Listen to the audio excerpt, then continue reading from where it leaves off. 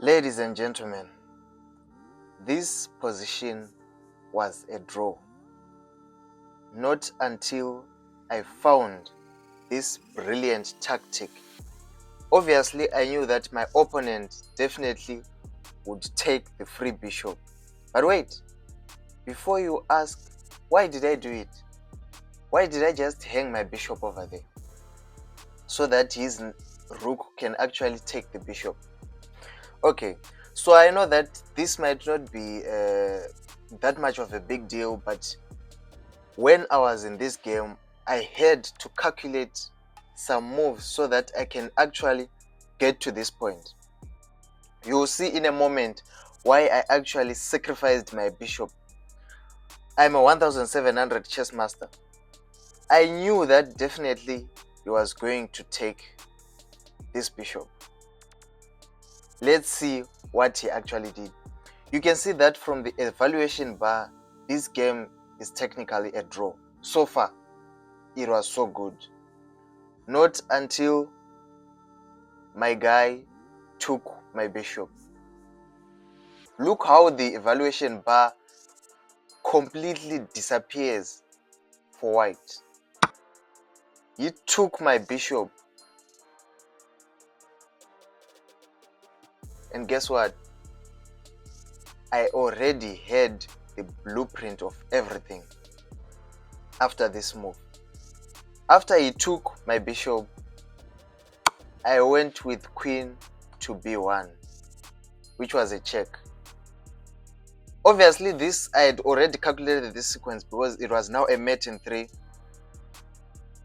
No matter which move he plays, I was just gonna win.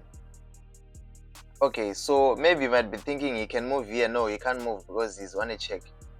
Okay, so whether he comes here, all right, or he comes here, it's just the same thing. My guy came there and I found this brilliant sacrifice, the queen. I sacrificed my queen because there was a staggering checkmate after he takes the queen.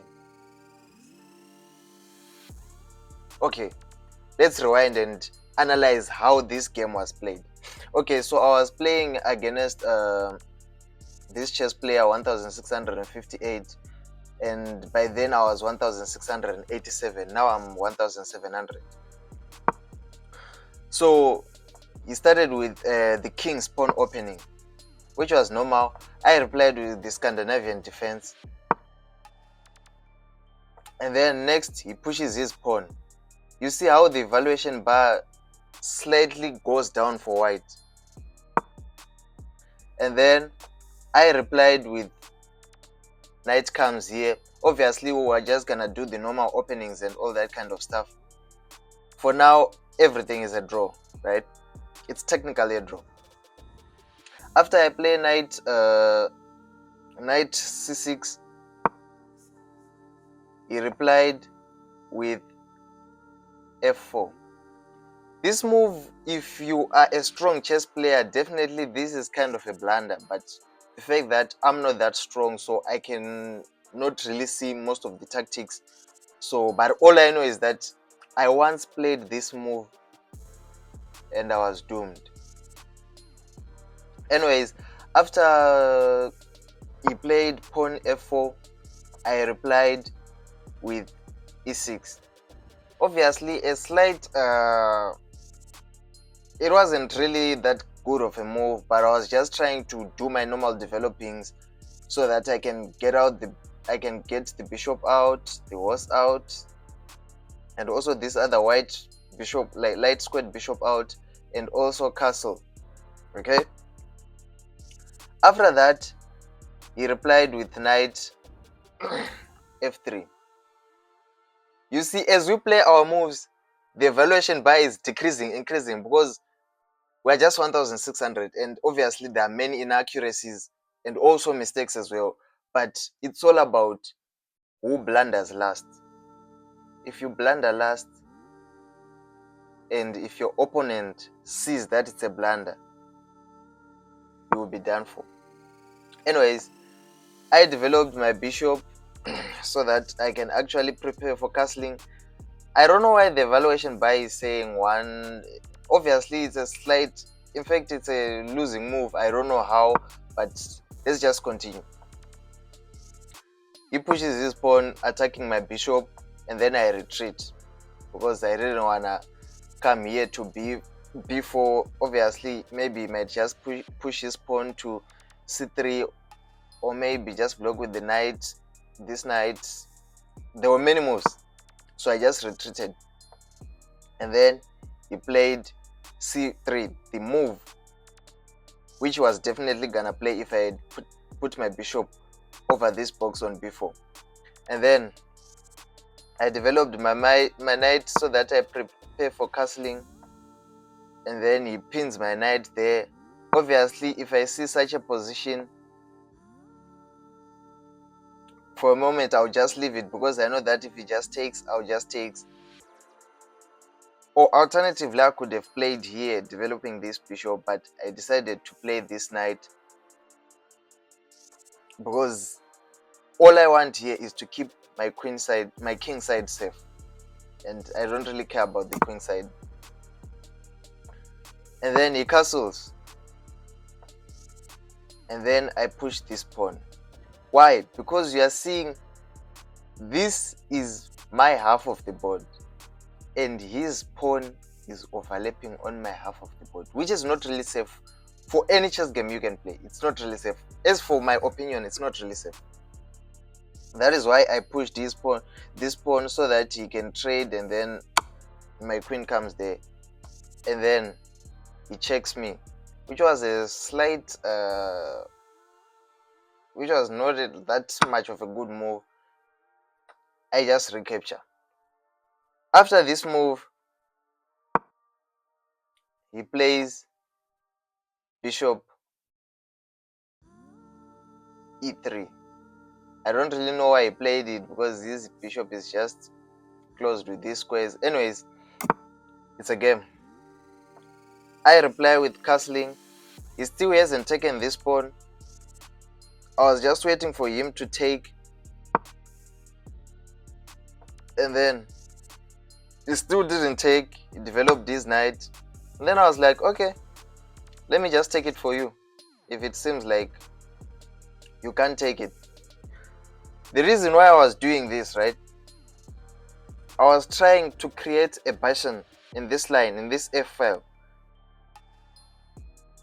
and also remove my queen from the d square onto this g square, or try moving it here on the king side in the same line as his king, so that we can actually try to create some tactics and all that kind of stuff.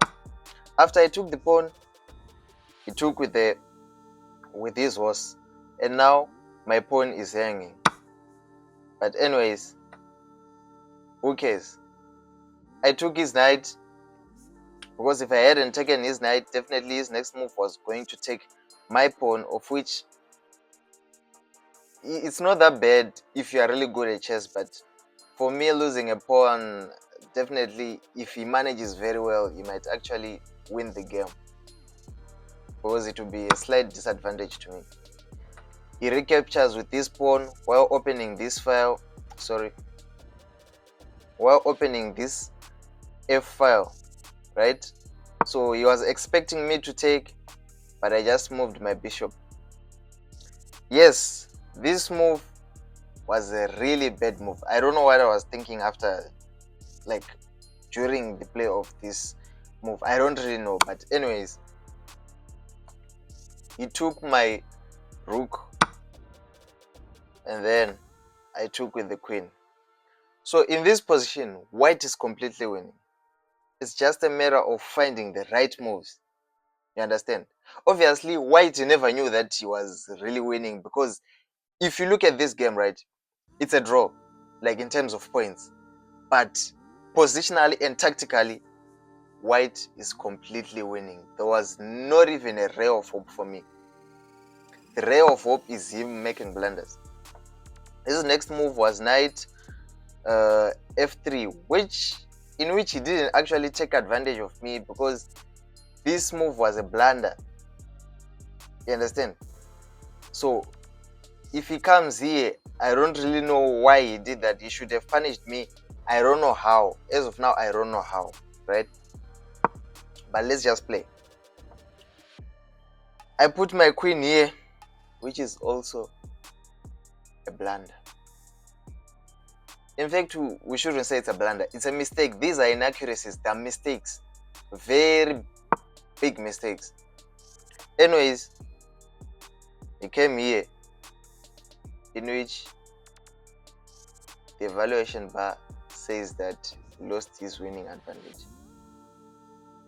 I didn't really look at that, but anyways, I just knew that this move is just some piece of shit. I can always play bishop b6, in which I'll be eyeing down his queen and he has to move. He just gave me a tempo. And then next move was queen to a3. In this position, this guy he had lost his winning advantage. Anyways, it doesn't matter. After that, I came here trying to find maybe some moves in the upcoming few moves. Maybe I might win something. And then he replies with bishop retreats. I reply with the rook coming here. It was a slight inaccuracy, but it wasn't that bad. He puts his queen on my e file, on the e7 file. I don't really know what is. Yeah, obviously he was trying to take this pawn because it was actually kind of hanging, but I retreat my queen to come back and protect this pawn, because the moment he takes this pawn, I might actually disintegrate in the whole game. And then he pushes his pawn, so that with the intention of chasing my bishop away, and also pushing here so that he can actually trap this bishop. But ladies and gentlemen, he was digging his own grave by actually doing this. Obviously, I had to move my bishop because it was under attack, and then he pushed this pawn. You see how the evaluation bar decreases. He was slightly winning, but now I am winning. He pushes that pawn, ladies and gentlemen, with the intention of me taking, and then he recaptures with the rook, but he never saw this move coming. Anyways, I took, because I had seen that there is a brilliant tactic over here. If he takes, it's a forced mate in 3. If he moves, the game is positionally kind of equal. He can manage to actually beat me. Anyways, being a 1600 rated player, he took the bishop, and from this moment I knew that it was over. I instantly went queen b1. I can never miss such a tactic, even if I'm sick or even if I don't have eyes. I can never miss this. Okay, so I came with my queen to b1, and he was on check. At this moment, he knew that he fucked up. The fun part about this whole game, all of these moves, they happened within a time frame of 2 minutes. So he was kind of blitzing. You see that is 23 minutes ahead of me. I'm 8. I'm kind of backwards with 23 minutes. Anyways, the 5 seconds doesn't matter. 0.5 seconds. So when I came here, ladies and gentlemen, his next move was to block here. He didn't even think that I would actually sack my queen.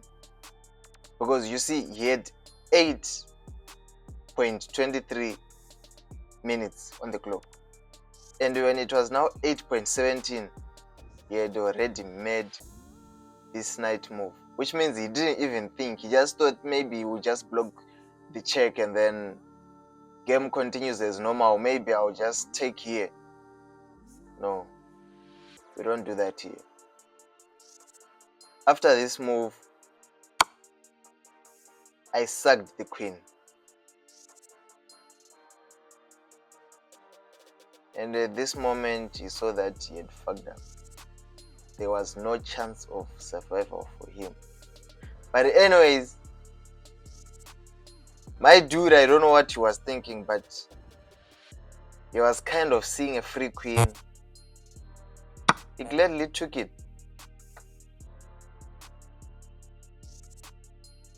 And after that, here comes the beautiful F1 checkmate. What a game. Anyways, thank you for watching this video. I'll catch you in my next video. Make sure to hit that subscribe button and also like this video. Let's go, guys.